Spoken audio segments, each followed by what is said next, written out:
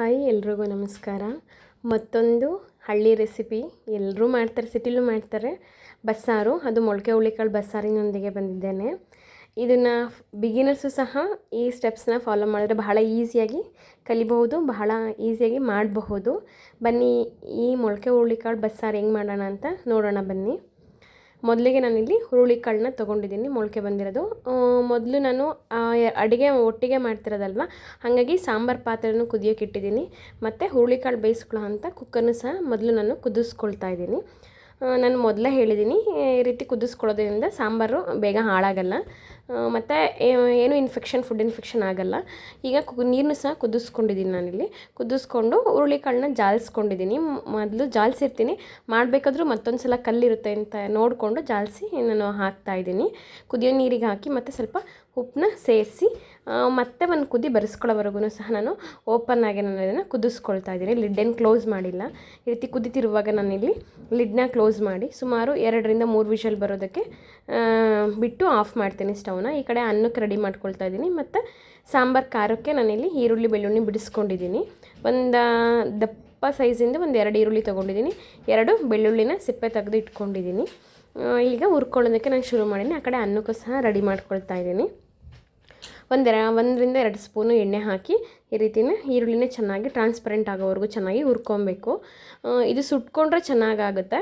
ನಾನು ಸುಡಲಿಲ್ಲ, ಇವಾಗ ಇಲ್ಲಿ ಹುರ್ಕೊಳ್ತಾ ಇದ್ದೀನಿ. ಊರಲ್ಲೆಲ್ಲ ಸುಟ್ಕೊಂಡೇ ಮಾಡೋದು. ಈ ರೀತಿ ಈ ಕಲರ್ ಬಂದಮೇಲೆ ಈರುಳ್ಳಿ ಬೆಳ್ಳುಳ್ಳಿ ನಾನಿಲ್ಲಿ ಜೀರಿಗೆ ಹಾಕ್ತಾಯಿದ್ದೀನಿ. ಒಣಮೆಣ್ಸಿನ್ಕಾಯಿ ಬೇಕಾದರೂ ಹಾಕ್ಬೋದು, ಇಲ್ಲ ಖಾರದ ಪುಡಿ ಬೇಕಾದರೂ ಹಾಕ್ಬೋದು. ನೋಡಿ ಇವಾಗ ಆಗಿದೆ. ಈಗ ನಾನಿಲ್ಲಿ ಹುಣಸೆನ ನೆನೆಸಿಟ್ಕೊಂಡಿದ್ದೆ, ಹುಣಸೆ ರಸನ ಸಹ ಹಾಕ್ತಾಯಿದ್ದೀನಿ. ಬಸ್ಸಾರಿಗೆ ಸ್ವಲ್ಪ ಹುಳಿ ಮುಂದೆ ಇದ್ರೇ ಸಾಂಬಾರು ಚೆನ್ನಾಗಿ, ಹಂಗಾಗಿ ಸ್ವಲ್ಪ ಹುಣಸೆಹಣ್ಣು ಜಾಸ್ತಿ ಹಾಕ್ತಾಯಿದ್ದೀನಿ. ನಂತರ ಇದಕ್ಕೆ ನಾನಿಲ್ಲಿ ಇದನ್ನು ಫ್ಲೇಮ್ನ ನಾನು ಲೋ ಫ್ಲೇಮಲ್ಲೇ ಇಟ್ಕೊಂಡಿದ್ದೀನಿ. ಖಾರದ ಪುಡಿ ಹಾಕ್ತಾಯಿದ್ದೀನಿ, ಸ್ವಲ್ಪ ಧನಿಯಾ.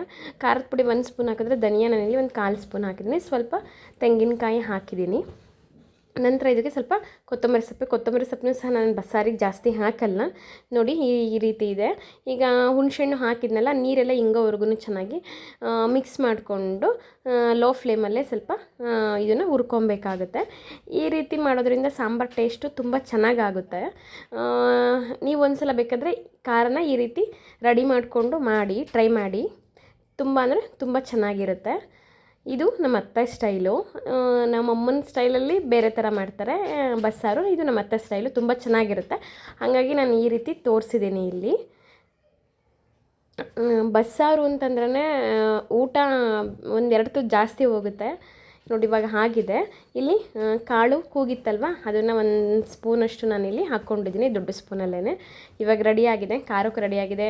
ಕಾಳನ್ನು ಬಸ್ಕೊಂಡಿದ್ದೀನಿ, ಕಾಳು ತೊಗೊಂಡಿದ್ದೀನಿ. ಮತ್ತು ಒಗ್ಗರಣೆಗೆ ಈರುಳ್ಳಿ ನಾನು ತೊಗೊಂಡಿದ್ದೀನಿ.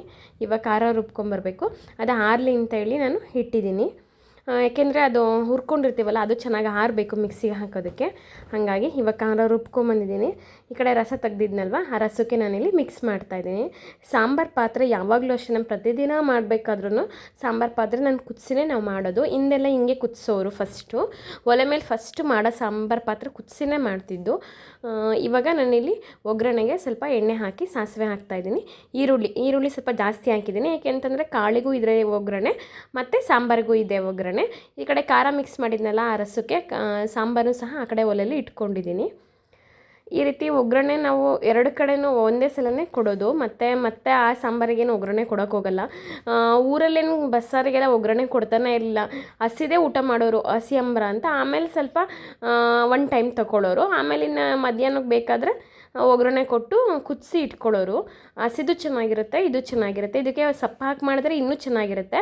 ಈಗ ಸೊಪ್ಪು ಸಿಗಲಿಲ್ಲ, ನಾನು ಹಾಗಾಗಿ ಹಂಗೇ ಬರೀ ಮೊಳಕೆ ಹುರುಳಿಕಾಳಿಂದ ಮಾಡಿದ್ದೀನಿ. ಈ ಸಾಂಬಾರು ಹೆಂಗೆ ಅಂತಂದ್ರೆ ಇವತ್ತು ಬಿಟ್ಟು ನಾಳೆ ಊಟ ಮಾಡೋದಕ್ಕೆ ಕುದ್ದಂಗೆ ರುಚಿ ಜಾಸ್ತಿ ಆಗುತ್ತೆ. ಇವಾಗ ಒಗ್ಗರಣೆಗೆ ನಾನಿಲ್ಲಿ ಒಗ್ಗರಣೆ ಆಗಿದೆ. ಒಗ್ಗರಣೆ ಸಾಂಬಾರಿಗೆ ತೆಗೆದು ಈಗ ಕಾಳನ್ನ ಹಾಕಿದ್ದೀನಿ. ಕಾಳನ್ನ ಹಾಕಿ ನಾನು ಇದಕ್ಕೆ ಸ್ವಲ್ಪ ತೆಂಗಿನಕಾಯಿನೂ ಸಹ ಸೇರಿಸಿ ಇವಾಗ ತೆಂಗಿನಕಾಯಿ ಹಾಕ್ತಾಯಿದ್ದೀನಿ. ಕಾಳಿಗೆ ಮೊಳಕೆ ಹುಳಿ ಕಾಳಿಗೆ ತೆಂಗಿನಕಾಯಿ ಎಷ್ಟು ಸ್ವಲ್ಪ ಜಾಸ್ತಿ ಹಾಕ್ತೀವಿ ಅಷ್ಟು ರುಚಿ. ಅದೂ ಈ ಸ್ಟೌವಲ್ಲಿ ಮಾಡೋದಕ್ಕಿಂತ ಒಲೆ ಮೇಲೆ ಏನಾದ್ರೂ ಮೊಳಕೆ ಹುಳಿ ಕಾಳು ಈ ಥರ ಒಗ್ಗರಣೆ ಮಾಡಿದ್ರಂತೂ ಇನ್ನೂ ರುಚಿ ಆಗುತ್ತೆ. ಈ ಕಡೆ ಕಾಳು ರೆಡಿ ಆಯಿತು. ಇನ್ನು ಸಾಂಬಾರು ಕುದೀತಿದೆ, ಕುದಿಸ್ಕೊಂಡು ಈ ಕಡೆ ಮುದ್ದೆಗೆ ರೆಡಿ ಮಾಡ್ಕೊಳ್ಳೋಣ ಅಂತಿದ್ದೀನಿ. ಮುದ್ದೆದು ಫುಲ್ ವೀಡಿಯೋ ಏನು ಹಾಕಿಲ್ಲ ನಾನು ಇವತ್ತು, ಏಕೆಂದರೆ ಮೊನ್ನೆ ಹಾಕಿದ್ನಲ್ಲ, ಮತ್ತೆ ಹಾಕಿದ್ರೆ ಅದನ್ನು ಬೇಜಾರು ಮಾಡ್ಕೊಳ್ತಾರೆ ಅಂತ ನಾನೇನೋ ಹಾಕಿಲ್ಲ. 2 ಮುದ್ದೆ ಅಲ್ವಾ, ಕಾಳು ತಕ್ಕೊಂಡು ಇನ್ನು ಅದೇ ಬಾಣಲಿಗೆ ಎಣ್ಣೆ ಇರುತ್ತಲ್ವ, ಹಂಗಾಗಿ ಅದೇ ಬಾಣಲಿಗೆ ಹಾಕಿದ್ದೀನಿ. ಇನ್ನು ಮುದ್ದೆನೂ ರೆಡಿ ಆಯಿತು, ಸಾಂಬಾರು ಸಹ ರೆಡಿ ಆಯಿತು. ಇದಾಗಿತ್ತು ಇವತ್ತಿನ ಈ ವಿಡಿಯೋ ಇಷ್ಟ ಪ್ಲೀಸ್ ಲೈಕ್ ಮಾಡಿ, ಶೇರ್ ಮಾಡಿ, ಸಬ್ಸ್ಕ್ರೈಬ್ ಮಾಡಿ. Thank you for watching. Please subscribe.